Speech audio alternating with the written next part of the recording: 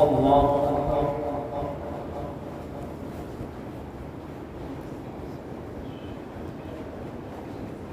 الحمد لله رب العالمين الرحمن الرحيم مالك يوم الدين إياك نعبد وإياك نستعين اهدنا الصراط المستقيم صراط الذين أنعمت عليهم غير المغضوب عليهم ولا الضالين.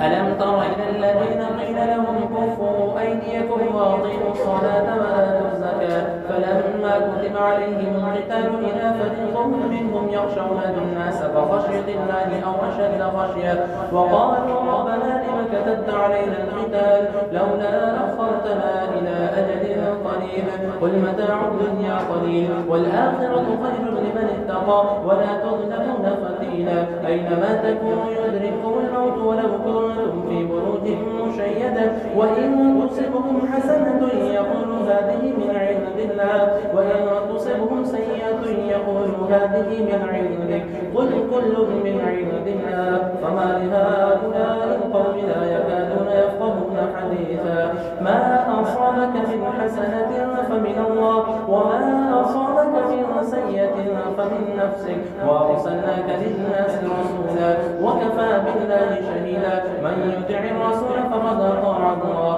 ومن تولى فما أرسلناك عليهم حفيظا ويقولون طاعة فإذا برز من عندك بيت طائفة منهم غير الذي تقول والله يقول ما يبيتون فأعرض عنهم وتوكل على الله وكفى بالله وكيلا. الله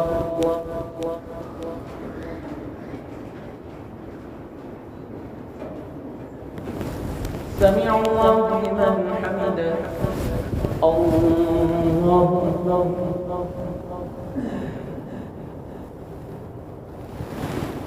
الله أكبر. الله أكبر.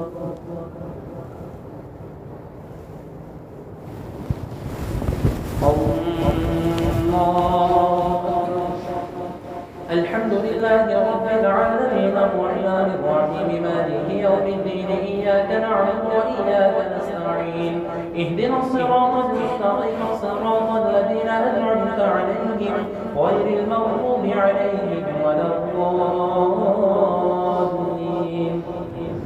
أفلا يتدبرون القرآن ولو كان من عند غير الله لوجدوا فيه اختلافا كثيرا وإذا جاءهم أمر من الأمن أو الخوف أذاعوا به ولو ردوا إلى الرسول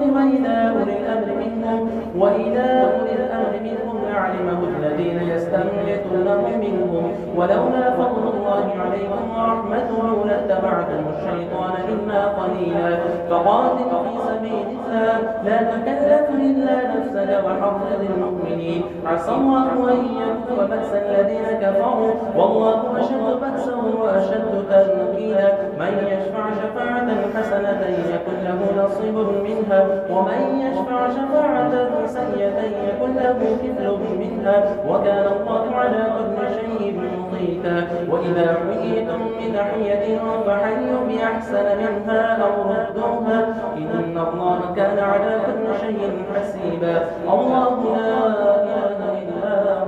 ليجمعنكم إلى يوم القيامة لا ريب فيه ومن أصدق من الله